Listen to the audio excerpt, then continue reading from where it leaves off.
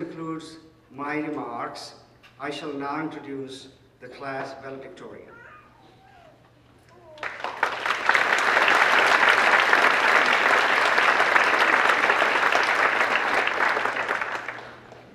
You should know that the School of Engineering and Computer Science Academic Council bylaw state the graduate with the highest academic achievement shall be the class valedictorian. The valedictorian for the class of 2012 is Ross Yeager.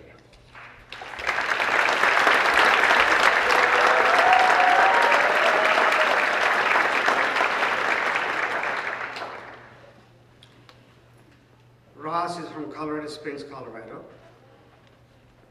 He was president of the Association of Engineering Students, a member of Pacific Integrated Development Group, and Tau Beta Pi, a student advisor, student director of the Hayward Leadership Academy. Ross received many awards. He received Academic Excellence Award in Electrical Engineering, was elected to Who's Who. He received many scholarships.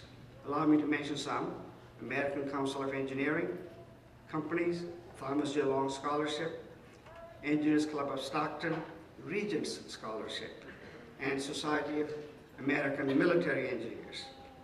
Ross plans to continue his academic career in graduate school at UC Berkeley this fall, studying signal processing and communications.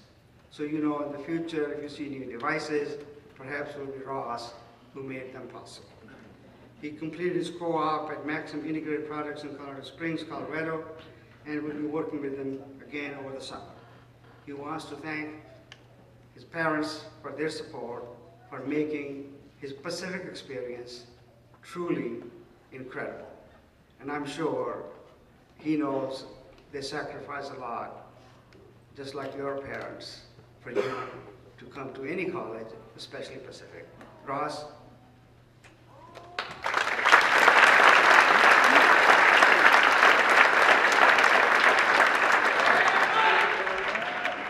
Thank you, Dean John. Good afternoon. I would like to once again extend a warm welcome to friends, family, and faculty of the class of 2012. It seems like only yesterday we were all arriving on campus for the first time as freshmen, excited and nervous for this journey ahead of us. We then started out in our Introduction to Engineering course, where we all quickly became expert cardboard boat engineers, as we braved the wild waves of the Pacific Pool during the annual cardboard boat race. Now, some of us were more successful at this venture than others, but nonetheless, our engineering journey began.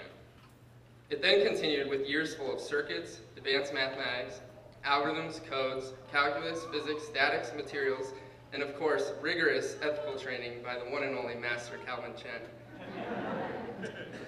As undergrad students, we chose to major as engineers and computer scientists, knowing that both would provide challenges as well as opportunities for advancement in education and in our employment. Even more importantly, we have entered a field that, at its foundation, revolves around problem solving. Engineering has trained us to be meticulous in the lab, relentless in solving problems, and unfazed by sleep deprivation. Through it all, we have conquered the challenge of our undergraduate careers, and I congratulate you all on this great achievement. These challenges have shaped us into the individuals that we are today. But we did not go through this journey alone. No, not by a long shot. We have developed a unique bond amongst ourselves and among the incredible faculty. The friendships and connections made here will last a lifetime.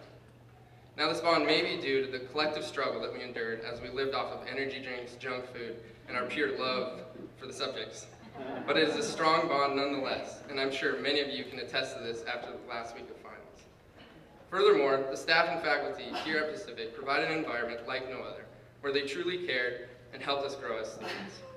I want to express a sincere thank you to the entire faculty on behalf of our class, as we recognize and appreciate you helping us through it all. It might be more costly, as our parents are very quick to point out, but Pacific offers a unique learning experience and nurturing environment that has set the stage for us to thrive.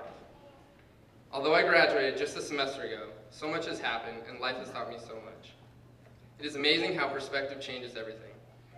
During this past semester, I was given the opportunity to put my engineering skills to work as a volunteer for Engineering Ministry International. Here I was able to serve others by analyzing hospitals in one of the world's poorest countries, Sierra Leone, Africa. I had come to change the country, but little did I know how the country would change me. This has taught me to not take the freedoms and blessings we have here for granted. Despite what you may have thought during the middle of finals or doing those lab reports, we really do have it way better than anyone else in the world. Don't take it for granted and see every day as an opportunity. I learned so much from this experience, and it has made a big impact in my life, causing me to stop and think about how to continually strive to make a difference in this world. Over the past 4 years, I've encountered several people who have left their mark, and I'd like to share with you some of the great qualities of these achievers. The first item is to realize that our time here is limited. It is easy at this point to see we have the rest of our lives ahead of us. This is very true, and we really do have so much to look forward to, but also realize that it is borrowed time, and it can be taken from us at any moment. My recent experience in Africa challenged me to examine my life and ask today, if this was the last day I walked this earth, would I regret living my life this way? I challenge each of you to continue to ask this question as you embark upon this next career. A second quality of great achievers is that they are continually learning. This incorporates learning intellectually as well as from the many mistakes that you will make along the way. By continuing to learn, you can feel your passion and ignite new ideas. Now, this learning process does not end outside the classroom or workplace.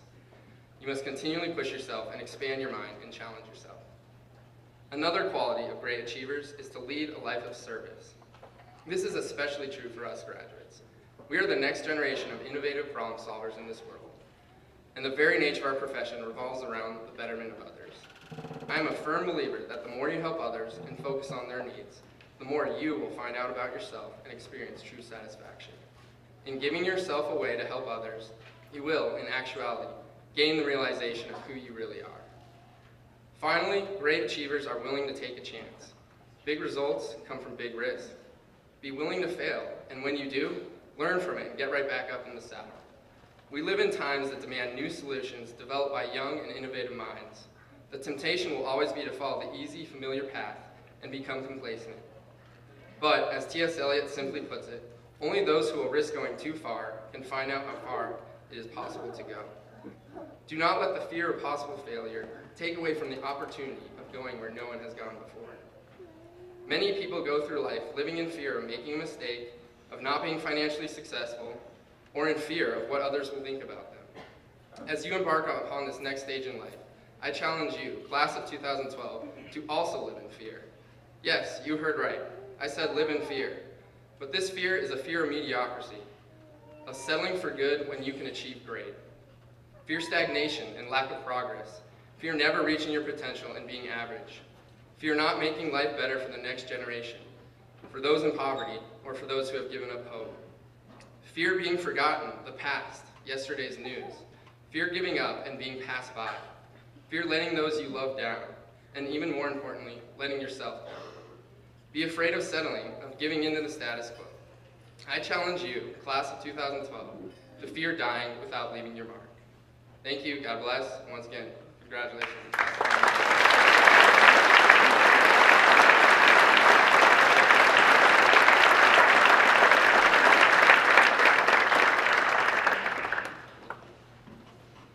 Thank you very much, Ross.